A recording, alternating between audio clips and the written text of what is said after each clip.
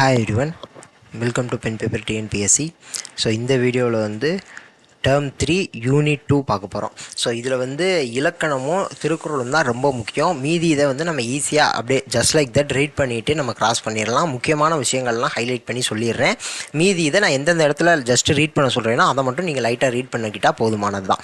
So first அற இலக்கியங்கள் நம் முன்னோர்களின் வாழ்க்கை அனுபவங்களை உள்ளடக்கியது. ஸோ இது வந்து அற இலக்கியத்தை பற்றி நம்ம ஒரு பேசிக்காக ஒரு ஐடியா புரிஞ்சுக்கிறதுக்காக ஏற்கனவே அற இலக்கியங்கள் அறத்தை பற்றி பேசுது. அப்போ வாழ்வதற்கு என்னென்ன அறங்கள் தேவை அதெல்லாம் சொல்லுது அப்படிங்கிறதெல்லாம் பார்த்துருக்கோம். பட் இந்த ஸ்டேட்மெண்ட்டையும் கொஞ்சம் ஞாபகம் வச்சுக்கோங்க. அவங்க முன்னோர்கள் எப்படி வாழ்ந்தாங்க அப்படிங்கிற அந்த அனுபவத்தை அந்த நல்ல விஷயங்களை நம்மகிட்ட சொல்கிறாங்க. ஸோ அவ்வளோதான். ஸோ அதுக்கப்புறம் இதை ஜஸ்ட் ரீட் பண்ணிக்கோங்க, போதுமானது. ஸோ தாய்மானவர் எழுதிய பாடல் பராபரமே பராபரமே பராபரமே. ஸோ வேறு இன்னொரு இடத்துல பராபரமே வரும். ஸோ அந்த இடத்துல நான் அந்த இடத்துல கரெக்டாக ஐடென்டிஃபை பண்ணி சொல்லிடுறேன். ஸோ அதை எப்படி ஞாபகம் வச்சுக்கணும் அப்படிங்கிறத பார்த்துக்கலாம். ஸோ இந்த இடத்துல பராபரமே இந்த இதை ரீட் பண்ணுங்கள். ஸோ தம்முயிர் போல் எவ்வுயிரும் அப்படிங்கிற இந்த வார்த்தையை ஞாபகம் வச்சுக்கோங்க. அன்பர் பணி செய்ய என்னை ஆளாக்கிவிட்டால் இன்ப நிலை தானே வந்து எய்தும். ஸோ இதுக்கு வந்து நீங்கள் பொருளை ரீட் பண்ணால் உங்களுக்கு ஈஸியாக புரியும். அன்பர்களுக்கு தொண்டு செய்கிறதுக்கு என்னை வந்து ஆக்கிட்டால் போதும், இன்ப நிலை எல்லாமே தானாக வந்து சேரும் அப்படிங்கிறது அதனுடைய மீனிங். ஸோ அப்போ இந்த தம்முயிர் போல் எவ்வுயிரும் அப்படிங்கிறத ஞாபகம் வச்சுக்கோங்க. அன்பர் பணி அப்படிங்கிற அந்த வார்த்தையை ஞாபகம் வச்சுக்கோங்க. எல்லாரும் இன்புற்று இருக்க நினைப்பதுவே அல்லாமல் வேறொன்று அறியேன் பராபரமே. எல்லாரும் இன்பமாக இருக்கணும், அதை தவிர வேறு எதையுமே நினைக்க மாட்டேன் அப்படிங்கிறத சொல்கிறாரு. ஸோ இந்த பராபரமே அப்படின்னு வந்துருச்சு அப்படின்னாலேவும் தாய்மானவர் ஓகே. இன்னொரு இடத்துல இப்போ பராபரமே வரும், அந்த இடத்துல அதை ஞாபகம் வச்சுக்குவோம். பட் இருந்தாலும் இந்த தம்முயிர் போல் எவ்வுயிரும் அன்பர் பணி எல்லாரும் இன்புற்று இருக்க அப்படிங்கிற இந்த வார்த்தையை மட்டும் ஜஸ்ட் ஞாபகம் வச்சுக்கோங்க. ஸோ போதுமானது. ஸோ பராபரமே அப்படிங்கிற வார்த்தை தாய்மானவர், இதை முதல்ல மைண்ட் செட் பண்ணுங்கள். அதுக்கப்புறம் இந்த தம்முயிர் போல் எவ்வுயிரும் அன்பர் பணி எல்லாரும் இன்புற்று இருக்க நினைப்பதுவே. ஸோ இதை ஞாபகம் வச்சுக்கோங்க, போதுமானது. அதுக்கப்புறம் சொல்லும் பொருளும் ரொம்ப முக்கியம். தண்ட அருள், தண்டருள் அப்படின்னா குளிர்ந்த கருணை. அருள்னு இங்கே வருதா, அருள் அப்படின்னா இங்கே கருணைங்கிற மீனிங். இப்போ தண்டருள் குளிர்ந்த கருணை. பனி அப்படின்னா தொண்டு. ஸோ பனி அப்படிங்கிறது ஒரு ஒர்க்கு, ஒரு வேலையை இது குறிக்கிற சொல்லு. பட் இந்த இடத்துல பனிங்கிறது தொண்டை குறிக்குது. நம்ம தொண்டு செய்கிறது அதுவும் ஒரு வேலை தானே, ஓகேவா. அதுக்கப்புறம் கூர் அப்படின்னா மிகுதி. கூர் அப்படின்னா மிகுதி. செம்மையருக்கு அப்படின்னா சான்றோருக்கு. செம்மையானவங்க யார், சான்றோர். அப்போ செம்மையருக்குன்னா சான்றோருக்கு. செம்மை சான்றோரை குறிக்கிற மாதிரி ஒரு மீனிங். அதற்கப்புறம் ஏவல் அப்படின்னா தொண்டுன்னு அர்த்தம். ஏவல் அப்படின்னா தொண்டு. பராபரமே பராபரமேன்னு இத்தனை இடத்துல பார்த்தோம்ல. பராபரமே அப்படின்னா மேலான பொருள், எல்லாத்துக்கும் மேலான பொருள். அப்போ பராபரமே அப்படின்னா ஒரு மேலான பொருள், ஓகேவா. எய்தும் அப்படின்னா கிடைக்கும். எய்கிறது கிடைக்கிறது. ஸோ எய்துறது அப்படின்னா அம்பை எய்ங்க அப்படின்னா அம்பை வந்து விடுறதுங்க, அந்த மீனிங் வரும். இந்த இடத்துல எய்தும் அப்படின்னா கிடைக்கும். எய்தும் அப்படின்னா கிடைக்கும். நல்லா ஞாபகம் வச்சுக்கணும். இந்த வார்த்தையை கன்ஃபியூஸ் ஆயிரும். எய்தும்னா கிடைக்கும். எல்லாரும்னா எல்லா மக்களும், ரொம்ப சிம்பிள். அல்லாமல்னா அதை தவிர, அதை தவிர, அதை அல்லாமல் அப்படின்னா அதை தவிர அப்படிங்கிற அந்த மீனிங். ஸோ பாட்லேயே அது உங்களுக்கு இந்த இடத்துல நல்லா புரிஞ்சிருக்கும். நினைப்பதுவே அல்லாமல் அப்படிங்கிறது வருது, அல்லாமல்னா அதை தவிர அப்படிங்கிற மீனிங். ஸோ அதற்கப்புறம் தாய்மானவரை பற்றியது இதை நம்ம கண்டிப்பாக படிச்சுக்கணும். ஸோ தாய்மானவர் திருச்சியை ஆண்ட விஜய ரகுநாத சொக்கலிங்கரிடம் தலைமை கணக்கராக பணிபுரிந்தவர். இது ஒரு மொதல் பாயிண்ட்டு. அதுக்கப்புறம் இந்த பகுதி இருந்துச்சுல, இது வந்து தாய்மானவர் பாடல்கள் அப்படிங்கிற அந்த நூலிலிருந்து எடுத்திருக்காங்க. இது ரெண்டாவது பாயிண்ட்டு. இந்த நூலை வந்து தமிழ் மொழியின் உபநிடதம் அப்படின்னு சொல்லி போட்டுருவாங்க. இது ரொம்ப ரொம்ப முக்கியமான கேள்வி. தமிழ் மொழியின் உபநிடதம் அப்படிங்கிறது எந்த நூலை போட்டுறாங்க அப்படின்னு. ஸோ நம்ம சிலபஸில் டைரெக்டாக இல்லை அப்படின்லாம் கிளைம் பண்ண முடியாது. ஸோ இதெல்லாம் படிச்சுக்கணும். ஸோ தமிழ் மொழியின் உபநிடதம், அவ்வளோதான். ஸோ அதுக்கப்புறம் இந்த பாடல்கள் வந்து பராபர கன்னி அப்படிங்கிற தலைப்பில் இருக்குது. அப்போ கன்னி அப்படின்னா என்னென்னா 2 அடிகளில் பாடப்படும் பாடல் வகை. நீங்கள் கவனிங்களேன், எல்லாமே பாருங்கள் 2 அடியாக இருக்கா, 2 அடியாக இருக்கா, அவ்வளோதான். ஸோ அப்போ அந்த கன்னி அப்படின்னா என்ன பாடல் வகைன்னு கேட்பாங்க. 2 அடிகளில் பாடப்படும் பாடல் வகை. புக் பேக் ஆன்சர் வந்துடலாம். தம் கூட்டல் உயிர், தம் உயிர், ஓகேவா. தம் உயிர். இன்புற்று கூட்டல் இருக்க, இன்புற்று இருக்க. தான் கூட்டல் என்று, தான் என்று. தான் கூட்டல் என்று, தான் என்று. சோம்பல் அப்படிங்கிறதுக்கு எதிர்ச்சொல் என்னது, சோம்பலா. சோம்பலாக இருக்கேன் அப்படின்னா இன்னொரு ஆப்போசிட் வந்து சுறுசுறுப்பாக இருக்கிறது தான் ஆப்போசிட் வார்த்தை, ஓகேவா. ஸோ அடுத்து நீங்கள் நல்லவர். ஸோ இதில் வந்து எதுவுமே தேவையில்லை. ஸோ நேராக அந்த சொற்பொருள் போயிடலாம், ஓகேவா. பாடல் ஜஸ்ட்டு வேணா படிச்சுக்கோங்க, இல்லைன்னா தேவையில்லை. ஸோ அடுத்து சொல்லும் பொருளும். சுயம் அப்படின்னா தனித்தன்மை. சுயம் அப்படின்னா தனித்தன்மை. உள்ளீடு அப்படின்னா உள்ளே இருக்கிறது. இப்போ ஒரு இருக்குது, இதுக்குள்ளே உள்ளீடு அப்படின்னா இதுக்குள்ளே இருக்கிறது, அதனால் உள்ளே இருப்பவை அப்படிங்கிற மீனிங். ஸோ கலில் கிப்ரானை பற்றி சொல்லியிருப்பாங்க, ஜஸ்ட் ரீட் பண்ணிக்கோங்க. ஸோ இதை மட்டும் படிச்சுக்கணும். கவிஞர் புவியரசு மொழிபெயர்த்து தீர்க்கதரிசி அப்படிங்கிற நூல். அப்போ தீர்க்கதரிசி அப்படிங்கிறத மொழிபெயர்த்தது யார்? கவிஞர் புவியரசு. அது கலில் கிப்ரான் வந்து லெபனான் நாட்டை சேர்ந்தவர். அதுக்கப்புறம் பன்முக ஆற்றல் படைத்தவர்னு சொல்லி என்னென்ன கவிஞர், புதினாசிரியர், கட்டுரை இதெல்லாம் சொல்லியிருப்பாங்க. அவ்வளோதான். ஸோ ஓகே, அடுத்து புக் பேக் ஆன்சர் வந்துடுவோம். பரிசு பெறும்போது நம் மனநிலை எப்படி இருக்கும்? மகிழ்ச்சியாக இருக்கும். வாழ்வில் உயர கடினமாக உழைக்க வேண்டும். ஆப்ஷன் இ, உழைக்க வேண்டும். ஓகேவா? ஸோ அடுத்து பசிப்பினி போக்கிய பாவை. ஸோ மணிமேகலை பற்றிய ஒரு இதில் வந்து இந்த ஸ்டேட்மெண்ட் ரொம்ப முக்கியம். தனி ஒருவனுக்கு உணவில்லை எனில் ஜகத்தினை அழித்திடுவோம் அப்படிங்கிறது பாரதியார் ஸ்டேட்மெண்ட். இதை வச்சுக்கணும். மீதி இதை ஜஸ்ட் ரீட் பண்ணிக்கோங்க. ஸோ இந்த இதை நான் கதை மாதிரி சொல்லிடுறேன். இதில் ஒன்று கேள்வி. ஸோ இதுவுமே டேரெக்டாக சிலபஸில் இல்லைன்னு சொல்லியாச்சு. அப்போ நான் என்ன கண்டென்ட்டோ அதை சொல்லிடுறேன். அதுலேருந்து கேள்வி வந்தால் அதை வச்சுக்கணும். அதுலேருந்து கேள்வி வந்தால் அந்த கேள்வியை ஆன்சர் பண்ணிக்கணும். இன்னொன்று, இது யார் சொன்ன ஸ்டேட்மெண்ட் அப்படிங்கிற மாதிரி வரலாம். ஸோ அப்போ நீங்கள் இதை ஃபுல்லாக ஒரு தடவை ரீட் பண்ணிக்கோங்க. அதில் ஏதாவது முக்கியம்னு உங்களுக்கு தோணுது, இதை கேட்டு இது யார் சொன்னதுன்னு கேட்பாங்கன்னு தோணுதுன்னா அதை நீங்கள் ஹைலைட் பண்ணி படிச்சுக்கிட்டால் போதுமானது. ஓகே தானே? இப்போ மணிமேகலை சொல்கிறாங்க, நான் பூம்புகார் நகரை சேர்ந்தவள், என் பெயர் மணிமேகலை. ஸோ அப்போ இந்த பூம்புகார் நகரை சேர்ந்தவர் அப்படின்னு மணிமேகலை பற்றி ஒரு ஸ்டேட்மெண்ட்டில் கேட்குறாங்க அப்படின்னா இந்த ஸ்டேட்மெண்ட் கரெக்டு. ஸோ இந்த மாதிரியான கேள்விகள் வரும். ஸோ அப்போ அதெல்லாம் கொஞ்சம் நோட் பண்ணி படிச்சுக்கோங்க.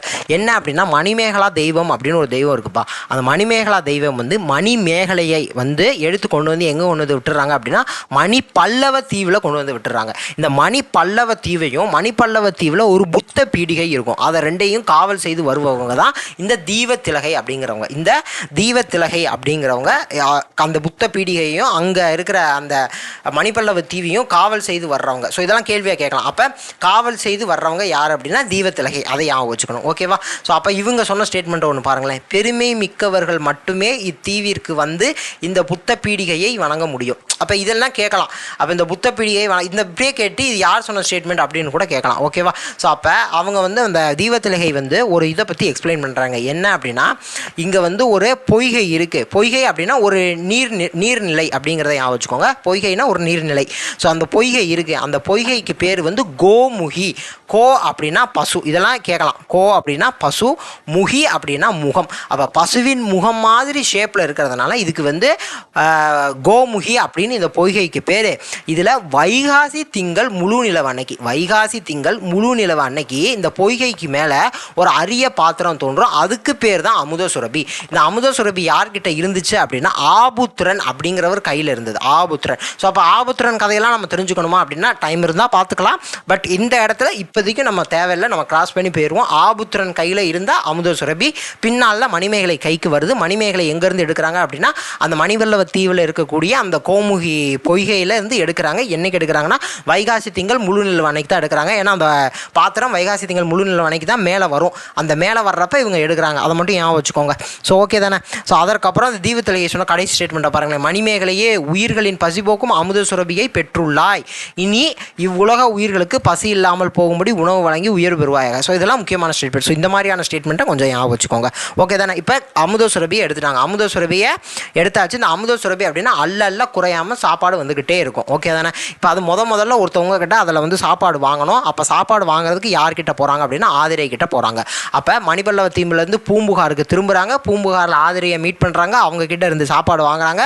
அதற்கப்புறம் அதுலேருந்து அல்ல குறையாமல் சாப்பாடு வர்றதுனால எல்லார்கிட்டையும் போய் சர்வ் பண்ணி, அதாவது உடல் நோயுற்றோர், பிணியாளர், ஆதரவற்றோர், ஸோ இவங்களுக்குலாம் போய் அந்த உணவை கொடுத்து இது பண்ணுறாங்க. ஓகே தானே? அப்போ ஆதிரை சொன்ன இங்கே ஒரு ஸ்டேட்மெண்ட் இருக்கும், மணிமேகலை சொன்ன ஒரு ஸ்டேட்மெண்ட் இருக்கும். அதெல்லாம் முக்கியமானது. ஸோ அதெல்லாம் இங்கே வச்சுக்கணும். என்ன அப்படின்னா ஏழை மக்களின் பசியை போக்குவதே மேலான அறம், உணவு கொடுத்தவரே உயிர் கொடுத்தோர் என்பதை உணர்ந்துள்ளேன்.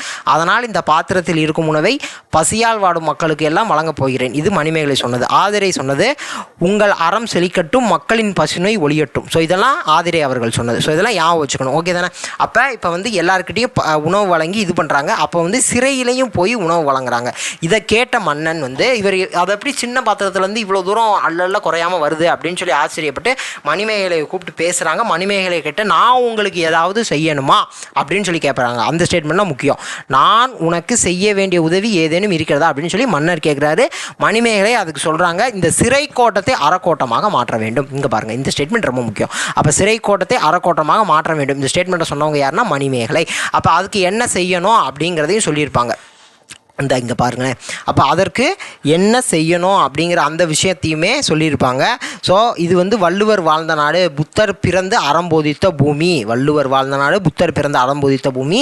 இந்த இடத்துல வந்து நம்ம அந்த சிறையில் இருக்கிற எல்லாத்துக்கும் அறிஞர்களை வச்சு நல்ல விஷயங்களை வந்து சொல்லணும். பெற்றோரை மதிக்கணும், முதியோரை பேணணும், உறவினர்களை அரவணைக்கணும். இந்த மாதிரி நல்ல அறநெறி கல்வியை வந்து நமக்கு கொடுக்கணும். அப்போ அவங்க வந்து திருந்தி வாழ்வாங்க. இந்த உதவியை நீங்கள் எங்களுக்கு செய்யணும் அப்படின்னு சொல்லுவாங்க. மன்னரும் அதுக்கு சரின்னு சொல்லிட்டு நான் அதை நடைமுறைப்படுத்துறது ஆணையிடுறேன் அப்படின்னு சொல்லியிருப்பாங்க. அவ்வளோதான். ஒரு 3 சீனு தான். மணிபல்லவ தீவில் தீபத்திலகைக்கும் மணிமேகலைக்கும் என்ன நடக்குது, அதற்கப்புறம் ஆதிரைக்கும் மணிமேகலைக்கும் என்ன விதமான ஒரு கான்வர்சேஷன், அதற்கப்புறம் அந்த மன்னருக்கும் மணிமேகலைக்கும். இதில் முக்கியமான பாயிண்ட்டை எடுத்துக்கணும். தகவல்கள் இருந்தால் அதை வந்து இதில் கேட்கலாம். இந்த மாதிரி ஆப்ஷன் வச்சு நம்ம கேள்வியாக வரும். ஸோ அதை வந்து நம்ம படிச்சுக்கணும். இது யார் சொன்ன ஸ்டேட்மெண்ட்டுங்கிற மாதிரியான கேள்விகள் வரும். ஸோ அவ்வளோதான். இதுக்கு மட்டும் நம்ம தெரிஞ்சுக்கிட்டால் போதும், இதுக்கு தயாராகிக்கிட்டால் போதும். அடுத்து ஸோ மணிமேகலை நீங்கள் இதை ஃபுல்லாக ரீட் பண்ணிட்டீங்களானே உங்களுக்கே ஒரு ஐடியா வந்துடும். ஸோ இதெல்லாம் கேட்க சான்ஸ் இருக்குது. ஏன்னா நான் 1-2 ஹைலைட் பண்ணி சொன்னேன்ல. அப்போ இந்த மாதிரி இருக்கக்கூடிய விஷயங்கள்லாம் கேட்க சான்ஸ் இருக்குது அப்படிங்கிறது உங்களுக்கு புரிஞ்சிருக்கும். ஸோ அந்த மாதிரி இருக்கக்கூடிய அந்த ஒரு சில வரிகளை மட்டும் நீங்கள் படித்து வச்சுக்கிட்டால் போதுமானது. ஸோ அதற்கப்புறம் மணிமேகலா தெய்வம் மணிமேகலையை அழைத்து சென்ற தீவு மணிபல்லவ தீவு. ஸோ அதற்கடுத்து மணிமேகலை கையில் இருந்த அமுத சுரபியில் உணவு இட்ட பெண் யார் அப்படின்னா ஆதிரை. ஸோ இப்போ முதல்ல நம்ம இது பண்ணுறப்ப உணவை பற்றிலாம் சொல்லியிருப்பாங்க. ஸோ அதுலேருந்தே ஏற்கனவே ஒரு தடவை கேள்வி வந்திருக்கு. உயிர்களுக்கு ஆதாரமாக இருப்பது என்னது அப்படின்லாம் ஒரு தடவை கேட்டிருக்காங்க. அப்போ உயிர்களுக்கு ஆதாரமாக இருப்பது இதெல்லாம் இங்கேருந்து. ஸோ உணவு அப்படிங்கிறது ரொம்ப சிம்பிளான பதில் தான். பட் இந்த இடத்துல இருந்து இங்கே பாருங்களேன், உணவே உயிர்களுக்கு ஆதாரமாக இருப்பது. ஸோ இந்த மாதிரியான கேள்விகள் கூட கேட்கலாம். அப்புறம் இது ரொம்ப சிம்பிள் தான். லாஜிக்காக யோசனை நம்மளால் அடிச்சிட முடியும். பட் இருந்தாலும் நம்ம ஜஸ்ட் ரீட் பண்ணிக்கிறப்ப நமக்கு அங்கே டவுட் இல்லாமல் நம்ம அந்த இடத்துல அடிக்கலாம். ஓகே தானே? இப்போ இது 2க்கும் ஆன்சர் சொல்லிட்டேன். மணிபல்லவ தீவு, உணவு ஈட்ட பெண் ஆதிரை. ஸோ அடுத்து பாதம். ஸோ இந்த இதில் இந்த நுழையும் முன் மட்டும் கதை அப்படின்னா என்ன, அந்த மாதிரி ஒரு சின்ன இன்ட்ரோ அதை மட்டும் கொடுத்துருப்பாங்க. உள்ளே நமக்கு கதை தேவையில்லை. நீங்கள் இந்த இன்ட்ரோவை மட்டும், இந்த நுழையும் முன் இருக்குல்ல, இதை மட்டும் ரீட் பண்ணிவிட்டு நேராக பின்னாடி வந்துடுங்க நூல்வெளிக்கு. அங்கே வந்து எஸ் ராமகிருஷ்ணன் அவர்களை பற்றிய ஒரு சின்ன இது கொடுத்துருப்பாங்க. அதை மட்டும் நம்ம படிச்சுக்கணும். ஸோ இவர் வந்து தற்கால தமிழ் எழுத்தாளர்களுள் குறிப்பிடத்தக்கவர். ஓகேவா? ஃபஸ்ட்டு விஷயம். அதுக்கப்புறம் நாவல், சிறுகதை, கட்டுரை நிறையா எழுதியிருக்காரு அப்படிங்கிறது தெரிஞ்சுக்கணும். அதற்கு அடுத்து இவர் எழுதிய நூல்களினுடைய பெயர்களை கேட்டுட்டு இது யார் எழுதிய நூல் அப்படிங்கிற கேள்வி வரலாம். அப்போ உபபாண்டவம், கதாவிலாசம், தேசாந்திரி, கால் முதைத்த கதைகள். மொத்தமே 4. அதாவது ராமரா கிருஷ்ணனா 2 பேர் இருக்காங்கப்பா. ராமர், கிருஷ்ணன். ராமகிருஷ்ணன் அவர் பாண்டவர்கள் இருக்காங்களே, பாண்டவர்கள் அவங்களுடைய விலாசத்தை தேடி தேசமாக போய்கிட்டு இருக்காரு. அவங்களோட அட்ரஸ், விலாசம்னா என்ன, அட்ரஸ். பாண்டவர்களுடைய விலாசத்தை தேடி தேசமாக ஒவ்வொரு நாடாக தேசமாக போய்கிட்டு இருக்காங்கப்பா. அப்போ போகிறப்ப அங்கே நாங்கள் உட்காந்து கதை எப்படி போவார், காலில் தான் போவார். அப்போ காலில் தான் போவார். போகிற இடத்துலலாம் ஒவ்வொரு கதையாக எழுதுறாருப்பா. அவ்வளோதான். அப்போ பாண்டவர்களுடைய விலாசத்தை தேடி தேசமாக போகிறாரு. எதில் போகிறாரு? கால்நடையாத்தையும் போகிறாரு, நடந்ததையும் போகிறாரு, காலில் தான் நடந்து போகிறாரு. அப்போ காலில் நடந்து போகிறாரு. போகிற இடத்துலலாம் ஒவ்வொரு கதை எழுதுறாரு. அதனால் கால் முதைத்த கதைகள். ஓகேவா? இந்த இதை ஞாபகம் வச்சுக்கணும். ஏன்னா பின்னாடி இந்த வார்த்தை இதே மாதிரியான இது வந்து வேற ஒருத்தர் எழுதிய நூல்களில் வரும். அப்போ படிக்கிறப்ப நம்ம கன்ஃபியூஸ் ஆகும். அதனால் கால் முளைத்த கதைகள் அப்படிங்கிற அந்த வார்த்தையை நல்லா ஸ்டோர் பண்ணி வச்சுக்கோங்க. ஓகே தானே? அதுக்கப்புறம் இந்த கதை இருந்துச்சுல, இப்போ நம்ம அந்த முன்னாடி இருந்துச்சுல, அந்த கதை வந்து தாவரங்களின் உரையாடல் என்னும் சிறுகதை தொகுப்பில் இடம்பெற்றுள்ளது. ஸோ அதையும் ஞாபகம் வச்சுக்கோங்க. அப்போ தாவரங்களின் உரையாடல் என்னும் சிறுகதை தொகுப்பு வந்து யாருடையது அப்படிங்கிற மாதிரி தான் கேள்விகள் ஏதாவது ஒன்று வரலாம். ஸோ இந்த கேள்வி இப்போ நம்ம பார்த்தோம்ல, இந்த ஹெட்டிங் வந்து பாதம் அப்படிங்கிற தலைப்பில் தான் கொடுத்துருக்காங்க. இது வந்து தாவரங்களின் உரையாடல் என்னும் சிறுகதை தொகுப்பில் வந்து இடம்பெற்றிருக்கு. ஸோ ஜஸ்ட் ஞாபகம் வச்சுக்கோங்க, அவ்வளோதான். ஏன்னா கேள்வி இதுதான் நமக்கு முக்கியம். உபமாண்டவம், கதாவிலாசம், தேசாந்திரி, கால் முளைத்த கதைகள் இதுதான். ஸோ இது வந்து ஒரு சிறுகதை தொகுப்பு தானே. ஸோ அதனால் இது நமக்கு ஞாபகம் வச்சுக்கணும். ஏன்னா ஹைலைட் பண்ணி கொடுத்துருக்காங்க, அதனால் ஞாபகம் வச்சுக்கணும். பட் கேள்வி, முக்கியமான கேள்வி அப்படிங்கிறது இதுதான். உபமாண்டவம், கதாவிலாசம், தேசாந்திரி, கால் முளைத்த கதைகள். அதை மட்டும் நல்லா ஞாபகம் வச்சுக்கோங்க. ஸோ அடுத்து இலக்கணம், பெயர் சொல். ஸோ ரொம்ப ரொம்ப முக்கியம். பெயர் சொல்னா என்ன? ஒரு பெயரை குறிச்சிச்சுன்னா அதுக்கு பெயர் சொல். ரொம்ப சிம்பிள். ஒன்றன் பெயரை குறிக்கும் சொல் பெயர் சொல் எனப்படும். ரொம்ப சிம்பிளான கேள்வி. அப்போ பெயர் சொல் எத்தனை வகைப்படும்? 6 வகைப்படும். பெயர் சொல் எத்தனை வகைப்படும்? 6 வகைப்படும். 6 என்னென்னு சொல்லி கொடுத்துருக்காங்க. ஓகே தானே?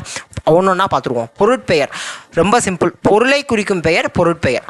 ஒரு பொருளை குறிச்சிச்சுன்னா அது பொருட்பெயர்ப்பா. அப்போ இது உயிருள்ள பொருள்களையும் உயிரற்ற பொருள்களையும் குறிக்கும். இப்போ நாற்காலின்னு இருக்குது, இது வந்து ஒரு உயிரற்ற பொருள். இதே இது மயில் பறவைன்னு இருக்குது. இது உயிருள்ள பொருள். அப்போ உயிருள்ள பொருள், உயிரற்ற பொருள், எல்லா பொருளையுமே குறிக்கும்ப்பா. அவ்வளோதான். அப்போ ஃபஸ்ட்டு கேள்வி பொருளை குறிக்கும் பெயர் பொருட்பெயர். இஃது உயிருள்ள பொருளையும் உயிரற்ற பொருளையும் குறிக்கும். அப்போ ரெண்டையுமே குறிக்குது. ஸோ இதெல்லாம் ஸ்டேட்மெண்ட்டில் கேட்டு நமக்கு வந்து கன்ஃபியூஸ் பண்ணி விட்ருவாங்க. பொருட்பெயர் வந்து உயிருள்ள பொருளை தான் குறிக்கும், இல்லை உயிரற்ற பொருளை தான் குறிக்கும் அப்படின்ற மாதிரி கன்ஃபியூஸ் பண்ணி விட்ருவாங்க. அதனால் நல்லா ஞாபகம் வச்சுக்கோங்க. உயிருள்ள பொருள்களையும் உயிரற்ற பொருள்களையும் குறிக்கும். அதுக்கு எக்ஸாம்பிள் கொடுத்துருக்காங்க. ரொம்ப சிம்பிள். அடுத்து இடப்பெயர். ஒரு இடத்தின் பெயரை குறித்தா அதுக்கு பேர் இடம்பெயர். சென்னை அப்படிங்கிறது ஒரு இடத்தினுடைய பெயர், ஒரு ஊரினுடைய பெயர். பள்ளி அப்படிங்கிறது ஒரு பிளேஸ். பூங்கா அப்படிங்கிறது அது ஒரு பிளேஸ், அது ஒரு இடம். தெரு அப்படிங்கிறது அது ஒரு இடம். அதுக்கப்புறம் காலப்பெயர். காலத்தை குறித்தா அதுக்கு பேர் காலப்பெயர். நிமிடம், நாள், வாரம், சித்திரை, ஆண்டு. சித்திரைங்கிறது ஒரு மாதம், அப்போ தமிழ் மாதத்தை குறிக்குது. அப்போ வாரம்ங்கிறத ஏற்றுக்கிறோம். அப்போ சித்திரைங்கிறதும் காலப்பெயர் தான். ஆண்டு அப்படிங்கிறத. ஸோ இதெல்லாம் வந்து காலப்பெயர்களில் வரும். ஓகேவா? அடுத்து சினைப்பெயர். அப்படின்னா சினை அப்படின்னாலே ஒரு பொருளினுடைய உறுப்பை குறிச்சிச்சுன்னா அதுக்கு பேர் சினைப்பெயர். நல்லா பாருங்கள், பொருளின் உறுப்பு, பொருளின் உறுப்பு, அந்த வார்த்தையை நல்லா ஞாபகம் வச்சுக்கணும். அப்போ பொருளின் உறுப்பு. கண்ணு உடம்புல மனிதன்ற ஒரு உறுப்பு, கை மனிதனில் ஒரு உறுப்பு, இலை கிளை அப்படிங்கிறதா மரத்தில் அது ஒரு உறுப்பு. கரெக்டாக? மரத்தில் அது ஒரு உறுப்பு. அவ்வளோதான். அப்போ சினைப்பெயர். அடுத்து பண்பு பெயர்னா பண்பை குறிச்சிச்சுன்னா அதுக்கு பேர் பண்பு பெயர்ப்பா. ரொம்ப சிம்பிள். செம்மை நன்மை அப்படிங்கிறதுலாம், செம்மை நன்மை அப்படிங்கிறதுலாம் அந்த பண்பை குறிக்குது. ஸோ மை விகுதி வந்தாலே அது பண்பு பெயர். இந்த இடத்துல இந்த அளவுக்கு இந்த புரிதல் இருந்தால் போதும். பின்னாடி பண்பு பெயரை பற்றி நம்ம 8th 9th படிக்கிறப்ப டீட்டெயில்டாக படிச்சுக்குவோம். பண்பு பெயருக்கும் அதுதான், தொழில் பெயருக்குமே அதுதான். ஸோ பின்னாடி படிக்கிறப்ப டீட்டெயிலாக படிச்சுக்குவோம். இந்த இடத்துல மை விகுதி வருது, அதனால் பண்பு பெயர் அப்படிங்கிறத இந்த லாஜிக்கை ஞாபகம் வச்சுக்கோங்க. அதுக்கப்புறம் வட்டம் சதுரம் ஒரு ஷேப்பை குறிக்குதா? ஒரு ஷேப்பை குறிக்குது. வட்டம் சர்க்கிளை குறிக்குது. சதுரம் அப்படின்னா ஒரு ஸ்கொயரை குறிக்குது. ஒரு ஷேப்பை குறிக்குதுன்னா அதுவும் பண்பு பெயர் தான். ஓகேவா? இப்போதைக்கு இந்த புரிதல் இருந்தால் போதும். 6th தான் படிக்கிறோம். பின்னாடி படிக்கிறப்ப டீட்டெயிலாக படிச்சுக்கலாம். அடுத்து தொழிற்பெயர். தொழிலை குறிக்கும் பெயர் தொழில் பெயர். ரொம்ப சிம்பிள் தான். தொழிலை குறிக்கும் பெயர் தொழில் பெயர். படித்தல், ஆடுதல், நடித்தல். அப்போ இந்த தல் அல் விகுதிலாம் வருதுல்ல, இதெல்லாம் தொழில் பெயர். இந்த இடத்துல இந்த லாஜிக்கை ஞாபகம் வச்சுக்கோங்க. அந்த தல் அல் விகுதி வந்துச்சுன்னா தொழில் பெயருங்கிற இந்த லாஜிக்கை ஞாபகம் வச்சுக்கோங்க. அது ஒரு தொழிலை குறிக்கணும். அது ஒரு தொழிலை குறிக்கணும். இதையும் ஞாபகம் வச்சுக்கணும். அதற்கப்புறம் சில எக்ஸாம்பிள்ஸ் கொடுத்துருப்பாங்க, அதை ஞாபகம் வச்சுக்கோங்க. புத்தகம் அப்படிங்கிறது பொருள் பெயர். பள்ளிங்கிறது இடம். மாலைங்கிறது ஒரு காலப்பெயரா. காலை மாலைங்கிறது ஒரு காலத்தை குறிக்குது. தலை அப்படின்னா சினைப்பெயர். இப்போ கை பார்த்தோம், கால் பார்த்தோம், கண்ணு பார்த்தோம். அதே மாதிரி தலைங்கிறது ஒரு சினைப்பெயர். இனிமை மையின்னு சொன்னேன், அப்போ பண்பு பெயர். நடனம், ஆடுதல், தல் விகுதி வந்திருக்கு, அப்போ தொழில் பெயர். ஸோ இதை ஞாபகம் வச்சுக்கோங்க. அடுத்து இடுகுறி பெயர் காரண பெயர்னு இருக்குது பாரு. 2 விஷயம். ஃபஸ்ட்டு பொருள் பெயர் சொல்லணும்னு ஒன்று பார்த்தோம். பெயர் சொல்ல 6 பிரிச்சிருக்கோம், அது ஓகே. இப்போ இடுகுறி பெயர் காரண பெயர் அப்படின்னா என்ன அப்படின்னா, நம் முன்னோர் பெயர் சொற்களை அவை வழங்கும் அடிப்படையில், இந்த வார்த்தை தான் முக்கியம், அவை வழங்கும் அடிப்படையில் இடுகுறி பெயர் காரண பெயர்னு 2 பிரிக்கிறாங்க. அப்போ இடுகுறி பெயர் அப்படின்னா என்ன அப்படின்னா, காரணமே இல்லாமல் ஒரு பொருளுக்கு பெயர் சொல்லி அதை கூப்பிட்டாங்க அப்படின்னா அதுக்கு பேர் இடுகுறி பெயர். காரணம் கருதாமல் பெயரிட்டு வழங்கினர், இந்த வார்த்தையை ஞாபகம் வச்சுக்கணும். அவ்வாறு இட்டு வழங்கிய பெயர்கள் இடுகுறி பெயர்கள் ஆகும். அப்போ மண், மரம், காற்று, இதுக்கெல்லாம் ஏதாவது காரணம் இருக்கான்னா காரணமே கிடையாது. அப்போ இந்த இடுகுறி பெயரை 2 பிரிக்கலாம். இடுகுறி பொதுப்பெயர், இடுகுறி சிறப்பு பெயர் அப்படின்னு சொல்லி 2 பிரிக்கிறாங்க. இடுகுறி பொதுப்பெயர், இடுகுறி சிறப்பு பெயர். இப்போ இடுகுறி பொதுப்பெயர் அப்படின்னா என்னென்னா, அத்தன்மையுடைய எல்லா பொருள்களையும் எல்லா பொருளையுமே பொதுவாக சொன்னாங்கன்னா அதுக்கு பேர் பொதுப்பெயர்ப்பா. அந்த தன்மையுடைய அந்த குரூப்பு மொத்தத்தையும் பொதுவாக சொல்கிறது, எல்லா பொருள்களையும் பொதுவாக சொல்கிறாங்க அப்படின்னா அதுக்கு பேர் இடுகுறி பொதுப்பெயர். ஓர் இடுகுறி பெயர் குறிப்பாக ஒரு பொருளை மட்டும், இந்த வார்த்தையை ஞாபகம் வச்சுக்கணும். அது ஒரு இடுகுறி பெயர் தான், ஆனால் அது ஒரு பொருளை மட்டும் குறிக்கிறது இடுகுறி சிறப்பு பெயர். அப்போ மரம்னு இருக்குது, காடுன்னு இருக்குது. இப்போ மரத்தில் ஒரு மரம் மாமரம், அப்போ அது சிறப்பு பெயராக மாறுதா? மரம்ங்கிறது எல்லா குரூப்பு, அந்த மரத்தை பூரா சொல்லுது. எல்லா மரம்னு சொன்னால் அது பேர் பொது பெயர். மரம்ங்கிறதுக்கு ஏதாவது காரணம் இருக்கா? இப்போ பறக்கிறதுனால பறக்கிறத பறவைன்னு சொல்கிறோம், அது பேர் காரண பெயர். கரெக்டு தானே? அப்போ இது வந்து மரம் அப்படிங்கிறதுக்கு ஏதாவது ஒரு காரணம் இருக்கா? காரணம் இல்லை. அப்போ அது இடுகுறி பெயர். அதை முதல்ல ஃபிக்ஸ் பண்ணுங்கள். அப்போ மரம் அப்படிங்கிறது இடுகுறி பெயர். அப்போ மரம் அப்படின்னா எல்லா மரத்தையும் மரம்னு சொல்கிறோம். அப்போ அது பொது பெயர். ஏன்னா எல்லா பொருள்களையும் பொதுவாக குறிக்கிறதுனால அது பொது பெயர். இப்போ மரத்தில் மாமரம்னு ஒரு ஸ்பெசிஃபிக்காக நான் ஒன்று சொல்கிறேன். அப்போ மாமரம்னு சொன்னால் அது இடுகுறி சிறப்பு பெயர். ஒரு பொருளை மட்டும் அப்படிங்கிற அந்த வார்த்தை வருதா? ஒரு பொருளை மட்டும், அதனால் அது மாமரம் அப்படின்னு சொல்கிறேன். மரத்தில் அது ஒரு உள்ள கேட்டகரி போய் மாமரம்னு சொல்கிறேன், அதனால் அது இடுகுறி சிறப்பு பெயர். காடு அப்படிங்கிறது இடுகுறி பொது பெயர். அதில் நான் உள்ளே போய் என்ன சொல்கிறேன்? கருவேலங்காடு அப்படின்னு சொல்கிறோம். அப்போ அது சிறப்பு பெயராக மாறுது. அப்போ பொது பெயருக்கும் சிறப்பு பெயருக்கும் என்னங்கிறது வித்தியாசம். அதுதான் இங்கே ரவுண்டு போட்டிருக்கேன் பாருங்கள். எல்லா பொருளையும் பொதுவாக குறிப்பிச்சு அப்படின்னா அது பேர் இடுகுறி பொது பெயர். ஒரு பொருளை மட்டும் அது ஸ்பெசிஃபிக் பண்ணி சொல்லுது அப்படின்னா அதுக்கு பேர் சிறப்பு பெயர். அவ்வளோதான், அந்த இடுகுறி சிறப்பு பெயர். இப்போ மரத்துலேருந்து உள்ளே வருது, காடுங்கிறதுலேருந்து கருவேலங்காடு உள்ளே வருது, அதனால அது சிறப்பு பெயராக மாறுது. அதுக்கப்புறம் காரண பெயர். நம் முன்னோர் சில பொருள்களுக்கு காரணம் கருதி இவ்வளோதான் இது காரணம் கருதி பெயரிட்டனர். இவ்வாறு காரணத்தோடு ஒரு பொருளுக்கு வழங்கும் பெயர் காரண பெயர். காரண பெயர் அப்படின்னா எக்ஸாம்பிள் கொடுத்துருக்காங்க. 4 கால் இருக்கிறதுனால அதுக்கு பேர் நாற்காலி. சேரில் எத்தனை கால் இருக்குது? 4 கால் இருக்குது. கருப்பாக இருக்கிறதுனால கரும்பலகை. கருப்பாக இருக்கிற பலகை கரும்பலகை. அவ்வளோதான், சிம்பிள். இதெல்லாம் காரணம். அப்படியே யோசிச்சு பாருங்களேன். உங்களால் ஒரு இது இப்படி நான் எக்ஸ்பிளைன் பண்ண முடிஞ்சுன்னா அது பேர் காரண பெயர். அப்போ இதுலேயும் 2 கேட்டகரி இருக்குது, காரண பொது, காரண சிறப்பு அப்படின்னு சொல்லி 2ஆக பிரிக்கலாம். இப்போ காரண பொது பெயர் அப்படின்னா அதே மேலே சொன்னது தான் கதை. எல்லா பொருளையும் பொதுவாக குறித்தால் பறக்கிற எல்லாமே பறவைப்பா. அணி அப்படின்னா அது அழகுங்கிற மீனிங் கொடுக்குது, அதனால் அது அணி அப்படின்னு மொத்த எல்லா அணியையும் நான் அணின்னு சொல்கிறேன். அப்போ அது காரண பொது பெயர். இதே இது பறக்கிறதுல மரங்கொத்தி அப்படின்னு சொல்லி ஸ்பெசிஃபிக் பண்ணுறாங்களா? அது மரங்கொத்திங்கிறது ஒரு பறவை கேட்டகரி, ஆனால் மரத்தை கொத்துறதுனால அது மரங்கொத்தி அப்படின்னு சொல்லி சொல்கிறாங்க. அந்த பறவையில் உள்ளே வர்றதுனால அது காரண சிறப்பு பெயர். ஒன்றை மட்டும் சிறப்பாக அப்படின்னு சொல்லி சொல்கிறாங்களே. இங்கே வளையல்னு இருக்குப்பா. வளைஞ்சிருக்கிற எல்லாத்தையும் நம்ம வளையல்னு சொல்லலை, ஒன்றை மட்டும் ஸ்பெசிஃபிக் பண்ணி கையில் போடுற வளையலை மட்டும் வளையல்னு சொல்கிறோம்ல. அப்போ யோசிங்கண்ணே, வளையல்னு இருக்குது, வளைஞ்சிருக்கிற எல்லாத்தையும் வளையல்னு சொல்கிறோமா? காரண பெயர் ஃபஸ்ட்டு இது ஒரு காரண பெயருங்கிறது எனக்கு புரிஞ்சிருச்சா?